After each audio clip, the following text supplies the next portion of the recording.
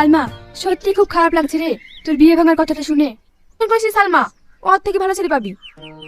বাদ দে ওসব, ওরা খুব লোভী ছিল। বিয়েটা হয়নি, ভালোই হয়েছে। ঘটনা এমনি ঘটে না ও বন্ধুরে, একাতে তালি বাজেন। এই, তুই সবসময় পিছনে লাগিস কেন বলতো? আমি কি তোর পিছনে লাগতে যাই? তুই আমার পেছনে লাগিসনি?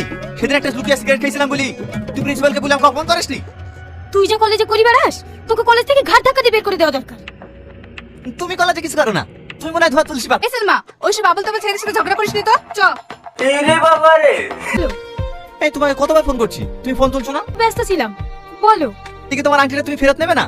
না, আংটির থেকে মূল্যবান কিছু হয়তো আমি পেয়ে গেছি। কি এমন পেয়েছো? যেদিন তোমার সঙ্গে আমার দেখা হবে সেদিন বলবো। আমি যেদিকেই যাই এই অসভ্য কেন আমার সামনে পড়ি। তুই আমার সামনে আসিস। তোর সামনে আসতে আমার বইয়ে গিয়েছে। হ্যালো, একজনের সঙ্গে কথা বলছিলাম তো।